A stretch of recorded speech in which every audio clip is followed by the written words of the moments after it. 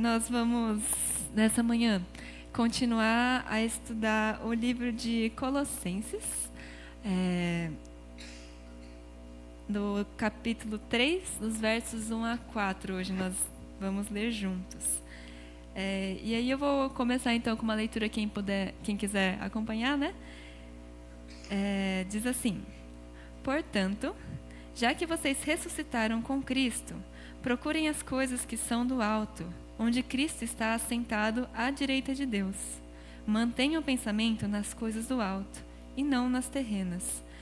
Pois vocês morreram, e agora sua vida está escondida com Cristo em Deus.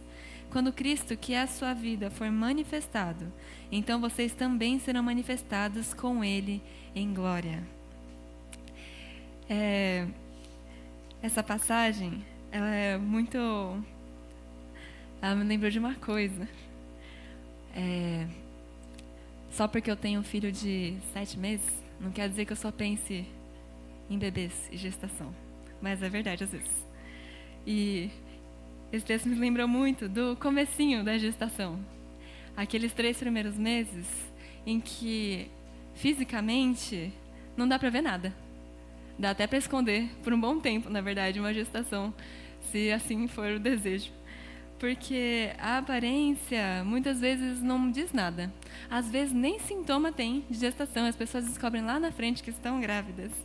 Mas, mesmo assim, a gestação ela é absolutamente real. De verdade, ainda que não dê para ver. Tem vida dentro do ventre dessa pessoa, dessa mulher. E uma vez que a mulher se toma consciência da gestação que tem, não precisa mais ficar fazendo teste. Não precisa mais ficar indo comprar teste na farmácia ou buscando métodos de aumentar a fertilidade, porque ela já está. E, na verdade, ao contrário, ela precisa ter a mente bem atenta. Ela precisa saber mesmo que ela está grávida.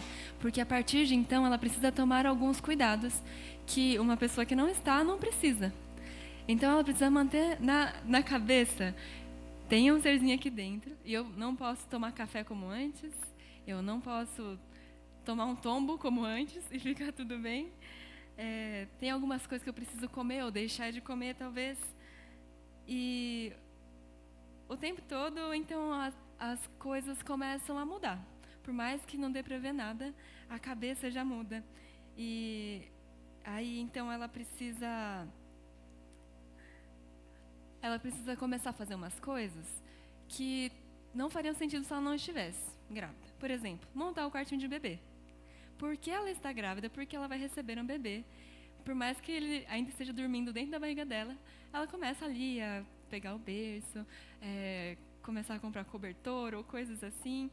E não faria o menor sentido alguém começar a comprar um berço, comprar cobertorzinho, montar um quarto para ficar grávida. É o contrário. Quando se está aqui, montar um berço não faz uma mulher mais grávida do que ela já está, ou não vai também trazer a gravidez para alguém que nunca esteve grávida. E por que eu pensei nessas maluquices?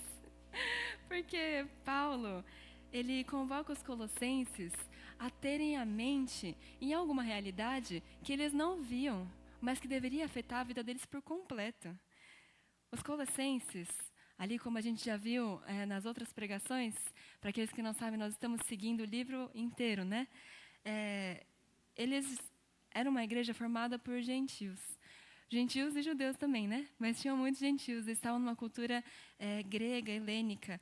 E, embora eles já tivessem recebido a Cristo, já tivessem decidido que iam seguir a Jesus de todo o coração, eles ainda estavam sujeitos às ideias do ambiente, aos falsos ensinos, algumas filosofias que existiam naquele mundo. Em vez, então, deles andarem com essa realidade que eles já tinham aqui na mente, que eles já tinham conquistado, era muito tentador, porque era muito visível as coisas que estavam ao seu redor e as coisas que eles já vinham construindo há muito tempo. Nessa perspectiva mais grega, helênica, a gente tinha um universo que ele era muito vasto, complexo e além da compreensão do controle humano, que de fato é, né? A gente não controla. Mas eles tinham, ao contrário, seres sobrenaturais, deuses que governavam esse universo e eles podiam eventualmente ficar muito bravos, podiam ficar muito irados e aquilo que desse na telha deles fazer ia influenciar a vida dos colossenses. Então, à mercê do destino, eles viviam ali um momento de insegurança. Era uma insegurança pessoal e material mais do que talvez uma crise ética, moral ali. Eles tinham essa insegurança que permeava todo o seu contexto. Os mortais, diante desse universo quebrado, eles, no meio dessa crise cósmica, eles precisavam buscar entendimento. Então, alguns buscavam acesso a esses poderes sobrenaturais para, de alguma forma, conseguir o favor deles. Tentavam descobrir alguns intermediários, alguns médiuns, pessoas que tivessem uma espiritualidade ali mais voltada para esse controle da situação e também buscavam algumas experiências, algumas visões celestiais para que eles pudessem ter uma espiritualidade mais plena, mais cheia, para que pudessem alcançar níveis superiores de espiritualidade. E, de repente, dessa forma, conseguir mais algum grau de proteção e escapar desse mundo terrestre que era tão corrompido e tão difícil, de se viver sem segurança nenhuma. E isso não é uma questão só do tempo passado. Hoje, a gente vive um contexto muito diferente do que era aquela época. A gente não sabe hoje o que é esse universo controlado por essas forças, esses deuses, assim, como algo tão concreto, como algo tão enraizado na nossa cultura. Especialmente nós vivemos no Brasil, que tem uma cultura bastante católica, né? A gente pode falar de Jesus, alguns lugares só nunca ouviram falar de Jesus. A maioria, se você falar Deus abençoe, a pessoa vai responder Deus abençoe. E, mesmo assim, nós temos algo de semelhante, porque nós temos uma cultura muito misturada. O Brasil, por ter um povo tão formado assim, de imigrantes, vieram escravos, tem os povos originários dessa terra, aí vieram os colonizadores. A gente tem uma mistura de crenças. E aí, então, a gente começa a também ver o nosso cristianismo a partir dessas lentes, que são da nossa cultura. Então, existe, não sei quantos estão familiarizados, ou mesmo se percebem, às vezes, pensando, em uma receita para se purificar. Nossa, eu pequei, eu caí em pecado. A Bíblia me diz, então, eu preciso me arrepender, confessar a Deus. Preciso conversar com meus irmãos para que eu seja curado. Mas eu também vou decorar o Salmo 23, eu também vou orar o Pai Nosso de joelhos, na cama antes de dormir, porque aí, tá pago, Então, também eu vou, depois andar de joelhos ali as escadarias, porque eu estou merecendo, O pecador merece sofrer, então vou lá dar um jeito na minha carne, E isso para nós que somos crentes, Que somos crentes do Senhor Jesus, que nós temos a Bíblia. Mas também nós temos no nosso meio aqueles que não creem que existe Deus, ou aqueles que realmente acham que se existe não faz a menor diferença na minha vida. Só que mesmo nesse mundo desencantado, existe essa insegurança. Porque se não crer num Deus que tem controle sobre todas as coisas, estamos à mercê de um destino que nada tem a ver conosco, que não se importa com as estações que estamos vivendo, que não se importa com a nossa pequena vida, com a nossa família. E é desesperador, até mesmo hoje, não só no contexto dos colossenses. E lá, entre os colossenses, então havia um questionamento. Será que Cristo é suficiente? Nem sempre. Alguns, Em alguns momentos a gente pode questionar, pode haver esse questionamento se Cristo de fato é suficiente para a salvação. Quer dizer, então, se eu confessar o nome de Jesus, só isso? Se eu me arrepender dos meus pecados, só isso? Mas e se Jesus voltar e eu estiver vendo TV? Será que eu vou para o céu? Ou será que se eu estiver pecando, pior ainda, aí Jesus volta, será que eu vou? Será que é suficiente? Então é melhor, na verdade, eu morar na igreja, né? Eu vou perguntar ao pastor Joel se eu posso colocar minha cama ali no mezanino, porque a qualquer hora que Jesus voltar, eu estou na igreja. E então existe também esses questionamentos. Será que Jesus realmente é suficiente? Será que eu não tenho que fazer por merecer aqui? Mas às vezes, os falsos ensinos que lá atrás afetavam os colossenses também afetam o nosso mundo hoje. Vão mais ou menos na direção de Jesus é suficiente, sim. Você está com a salvação garantida. Mas para você obter uma espiritualidade elevada, então você precisa se batizar nas águas do Nilo. Aquela chácara ali, muito legal. Mas nas águas do Nilo, se batizar lá, aí, meu filho, aí é bom. Ou então, olha, Jesus te salvou, você está com a salvação garantida. O dia que morrer aqui, acorda lá.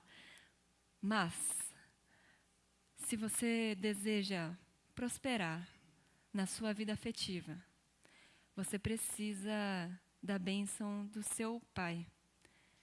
O seu pai que foi embora, alguém que não está mais presente, ou que não tem essa capacidade, né, de te abençoar. Se ele não está aqui, então sua vida vai ser incompleta. Vamos encontrar uma outra pessoa para te abençoar, então, tá bom, irmão?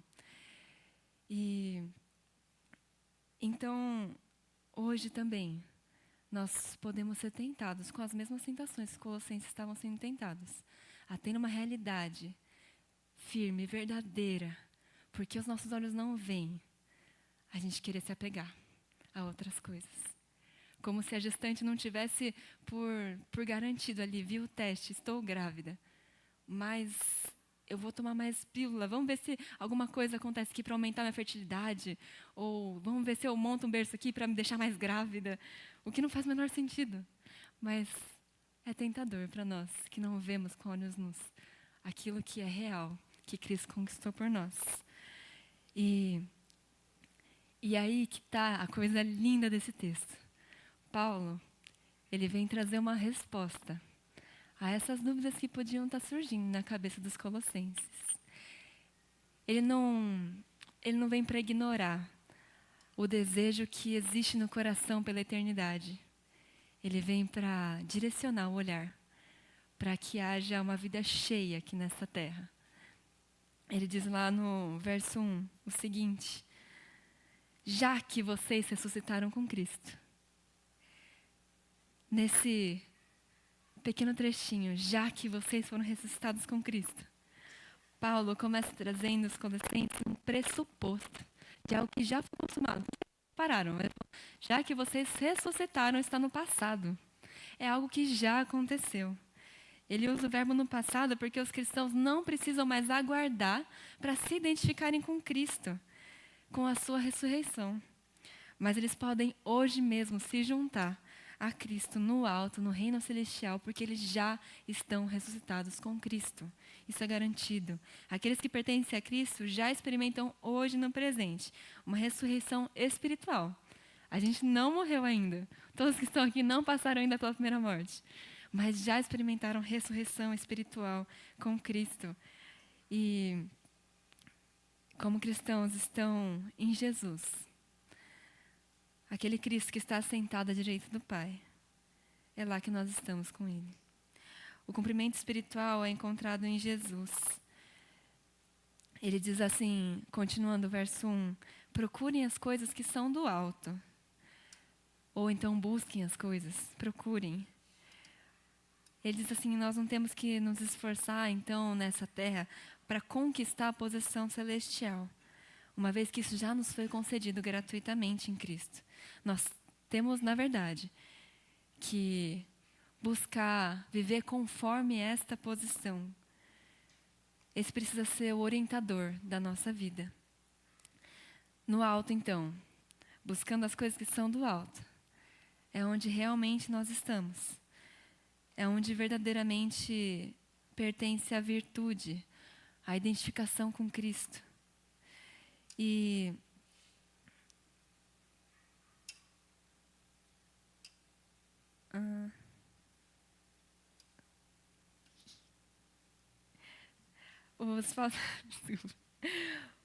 Os falsos mestres, com as suas filosofias, eles ofereciam acesso, então, a um reino celestial. E Paulo, então, fala que as filosofias, elas partiam desse corpo. Elas partiam daqui para lá. Nós fazemos algo aqui para conquistar algo lá. Mas logo nesse primeiro versículo, ele fala que, na verdade, é de lá que vem o direcionamento para a terra. Paulo faz o caminho reverso. Então, parte-se da fonte de vida as ações que nós tomaremos nessa terra. Parte-se do pressuposto de que se está grávida, para então montar um berço. Ele continua falando assim: onde Cristo está assentado à direita de Deus. Aqui tem muita glória. A ênfase aqui é que Cristo está. Ele não está dizendo o que Cristo está fazendo. Diz onde Cristo está. O lugar onde Cristo está assentado, à direita de Deus, significa que Ele tem um lugar de toda honra, de toda proeminência. E esta posição de Cristo, que é em quem nós estamos, é que deve nos ser norte. Cristo já está ocupando seu lugar de honra, de proeminência. Ele não ficou morto. Ele já está ressurreto, já está ocupando a sua posição de honra. Então, todo o crescimento e a prosperidade espiritual, ela vem do Cristo ressurreto. Cabe a nós, então, focar o lugar que Ele está. Como se eu quisesse comer, então, o melhor sushi de Arujá. Se eu quisesse comer muito, o melhor sushi de Arujá, eu não ia sair correndo até o mar para pescar e me desgastar e tentar encontrar, então, o melhor peixe. Eu ia direto na Angélica, porque ela tem toda a autoridade ali no Aqui Hoje. Se ela disser uma palavra, eu vou receber o melhor sushi. E assim também, então nós focamos não em buscar e fazer pelos nossos esforços para que a gente alcance e consiga a atenção de Cristo, mas nós vamos diretamente até Ele, porque Ele é que tem poder para nos conceder todas as bênçãos celestiais que de fato temos em Cristo Jesus. E uma vez que nós estamos nele e que ele, de fato, está sentado no seu trono, então é natural que a gente alinhe todo o nosso ser com essa identidade. Assim como faz todo sentido. Uma vez que você está grávida, agora faz sentido montar o berço. Uma vez que Cristo está sentado, agora faz sentido. Então, nós temos uma nova vida, nós somos transformados. Então ele diz no verso 2, mantenham um pensamento nas coisas do alto e não nas coisas terrenas. Aqui Paulo agora muda. Ele fala assim, antes ele falava, busquem, procurem as coisas do alto. Agora ele fala, mantenha o pensamento. Ele diz então que é algo mais como um hábito. É algo de como que a gente orienta então a nossa mente. É uma coisa que fundamenta a nossa vontade. O que nos move em direção ao que nós estamos correndo? O que nos faz fazer o que nós fazemos? Então ele fala, mantenha a sua mente ali. Lembre-se de que você está grávida. Então não caia no chão. Lembre-se de que Cristo está ressurreto. Então espere por transformações na sua vida. Então busque bênçãos, porque Ele é capaz. Então, ele fala assim, para a gente não manter os olhos, manter o pensamento nas coisas terrenas. Não precisa, então, se desgastar para ir se batizar nas águas no Nilo. Ou se desgastar para orar bonito. Importa que a gente busque o Senhor, verdadeiramente. Ele diz no verso 3 assim, pois vocês morreram, e agora a sua vida está escondida com Cristo em Deus. Paulo tranquiliza os colossenses. Ele fala assim, a identificação dos crentes com Cristo na sua morte. Vocês morreram, né? Vocês têm identificação com Cristo, porque Ele morreu, Ele foi sepultado, mas Ele ressurgiu. Então, por isso, vocês podem ter segurança, aquela pela qual vocês estavam lutando e ansiando. Há perdão e proteção inclusive desses poderes malignos que vocês tinham medo. Vocês estão escondidos com Cristo. A morte, o sepultamento e a ressurreição são o ápice da história da redenção. Eles são momentos essenciais. E Paulo nos diz que nós estamos identificados nesse momento, que é tão especial. Por isso nós podemos experimentar todos os benefícios que essa redenção nos confere. Então ele nos dá também a possibilidade. Agora que estamos escondidos com Cristo, nós temos não só a necessidade de manter os nossos pensamentos ali, porque ali agora é a verdadeira realidade. Ali agora é que é o real. Como ele também nos dá a possibilidade de nós termos uma nova vida. Porque com Cristo, escondidos nele, nos separamos da tirania do pecado. Da tirania, nesse medo sob o qual estavam os colossenses, sob o qual estávamos cada um de nós, antes de encontrarmos a Jesus. Essa é uma perspectiva, quando ele fala assim, do escondido, essa é uma perspectiva que nós encontramos em Salmo. Lá no Salmo 27:5, diz, por exemplo: pois no dia da adversidade, ele me guardará protegido em sua habitação. No seu tabernáculo me esconderá e me porá em segurança sobre um rochedo. Então essa ideia da proteção e da segurança que nós podemos desfrutar hoje.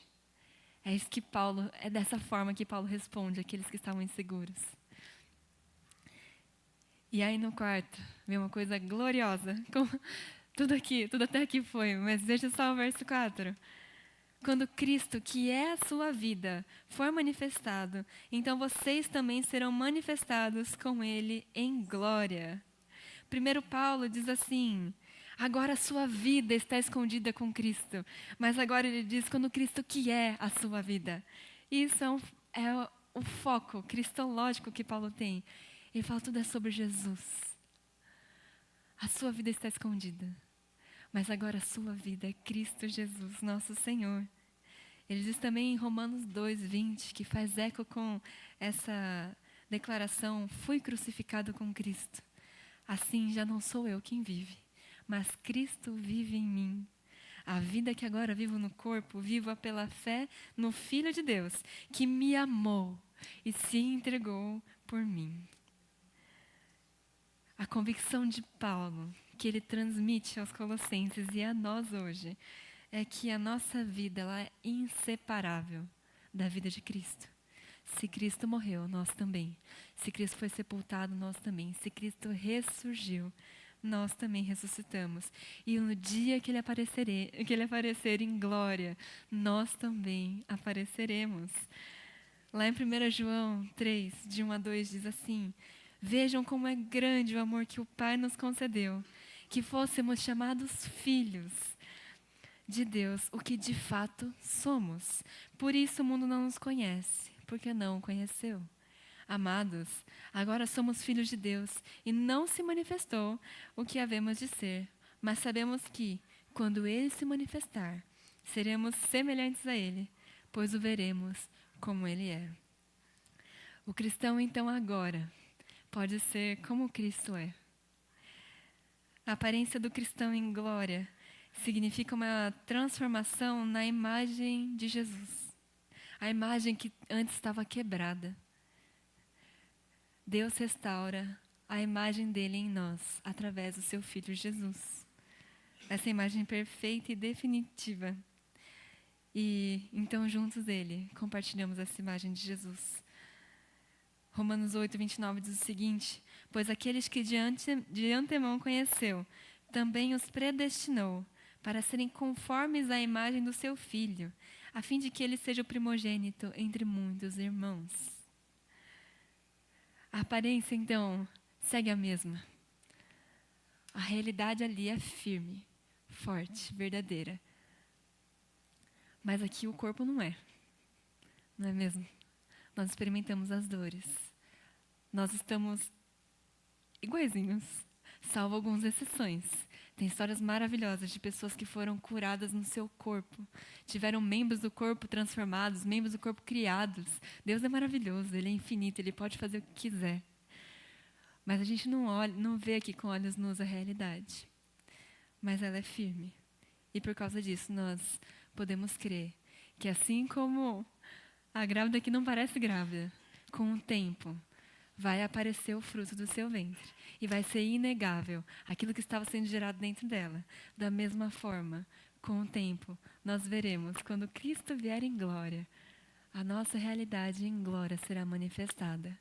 Então nós podemos ter esse corpo que se deteriora, que se machuca, que envelhece, que vem a óbito. Mas aqueles que morrerem em Cristo, um dia reaparecerão em glória. É nessa esperança que nós podemos repousar nossa cabeça e dormir em paz. É essa esperança que Paulo está oferecendo aos Colossenses.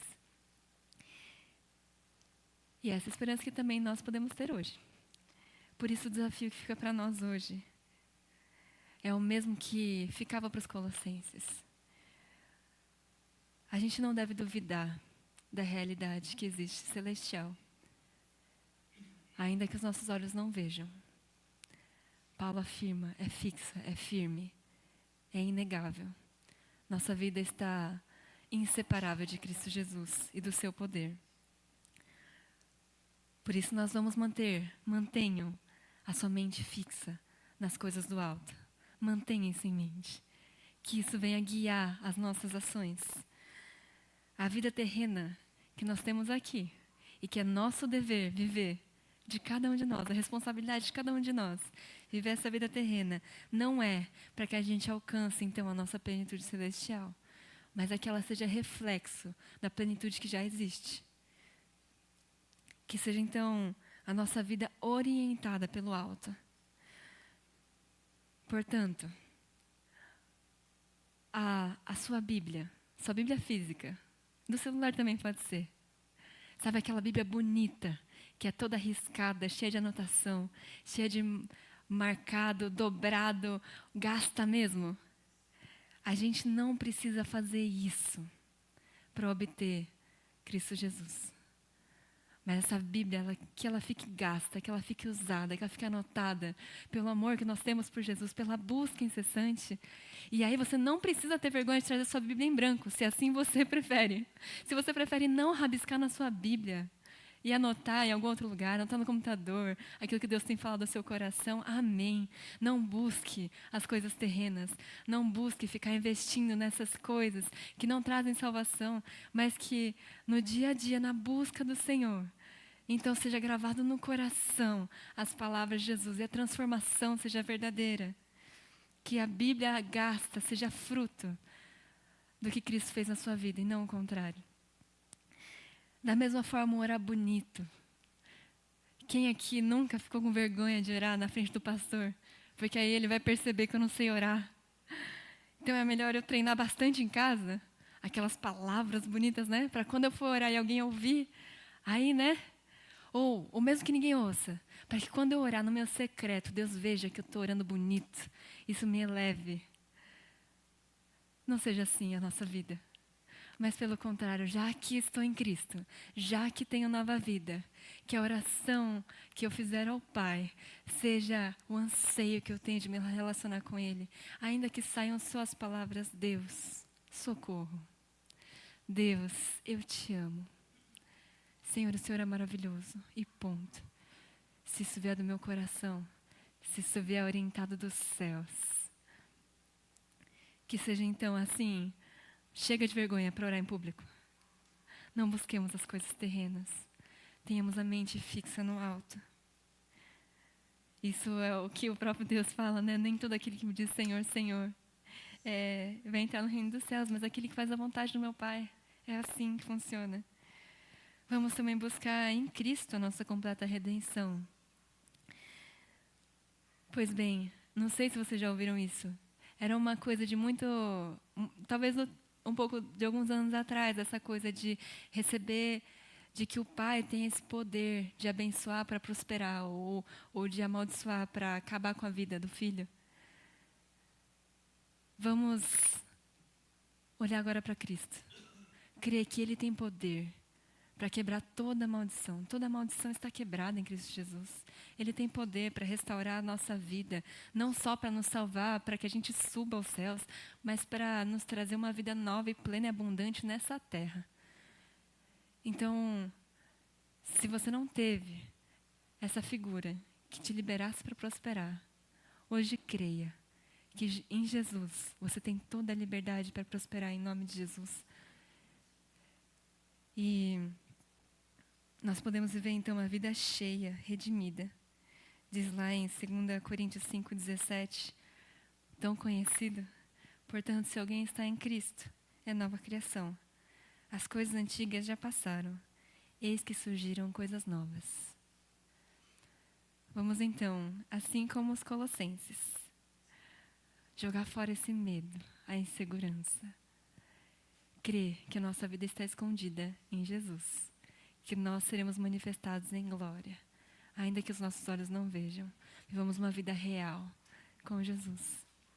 Vamos orar então nesse momento, cada um de nós com a oportunidade agora de se entregar mais uma vez, mantendo a mente, o pensamento fixo no alto, na realidade tão firme de Jesus assentado. Jesus já no seu lugar de honra, de proeminência, de poder, e recebendo então todas as bênçãos, todos os benefícios, toda a redenção. Vamos receber isso e viver todos os dias para a glória de Jesus, com os pensamentos fixos. Vamos orar.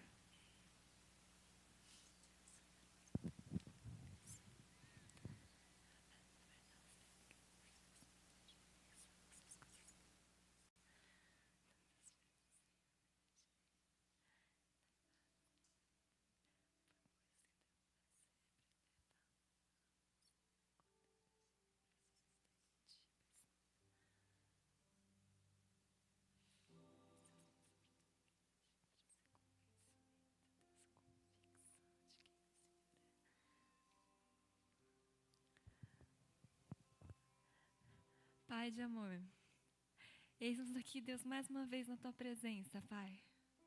Gratos porque aqui o Senhor está.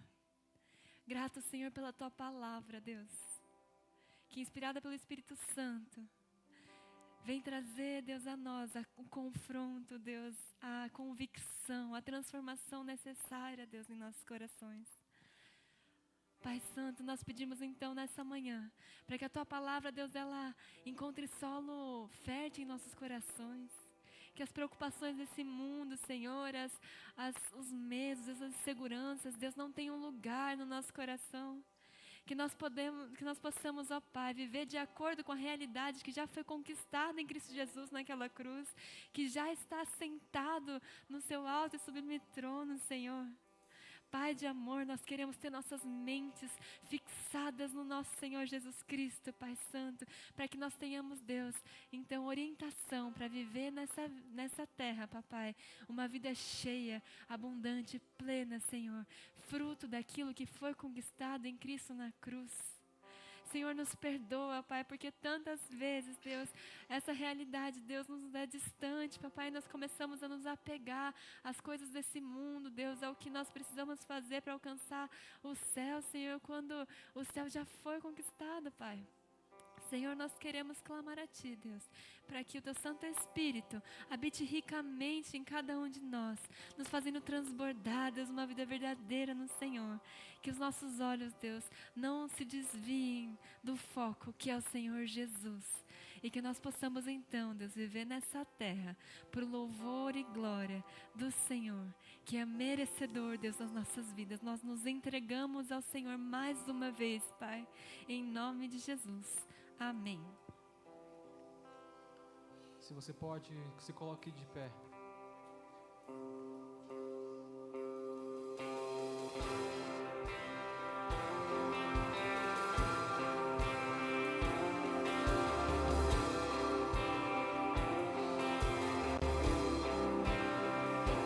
Se paz há mais dor, se eu puder desfrutar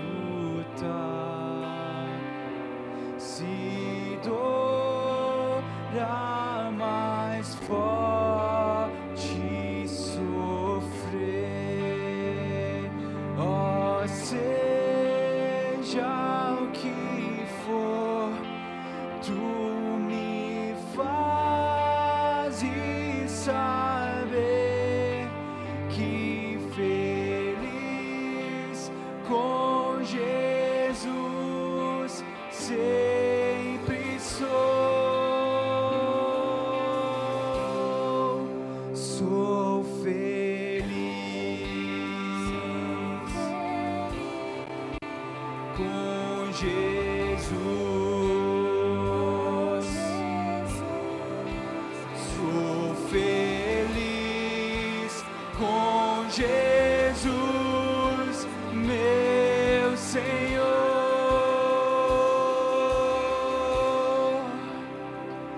Meu triste pecado por meu Salvador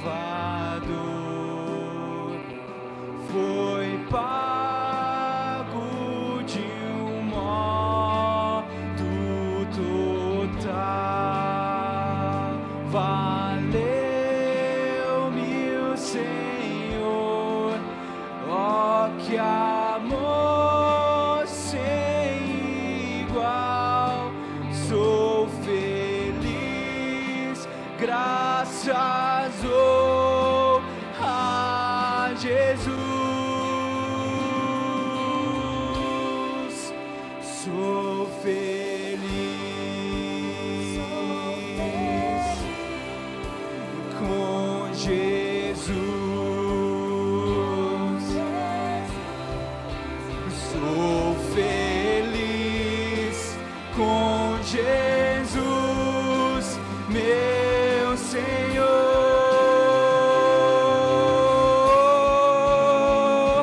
A vinda eu anseio do meu Salvador,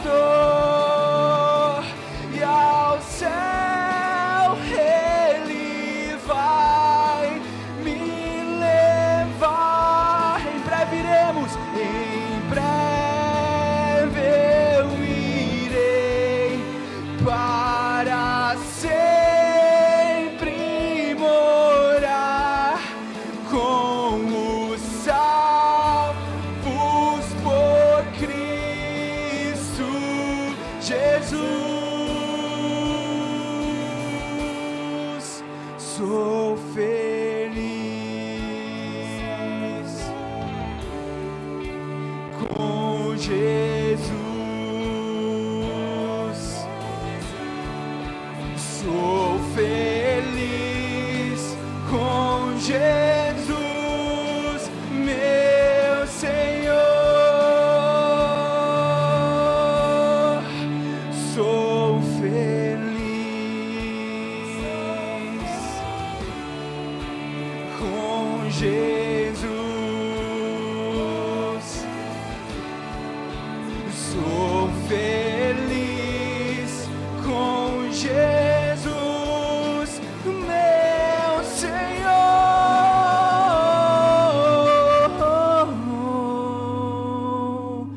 Sou feliz com Jesus, meu Senhor.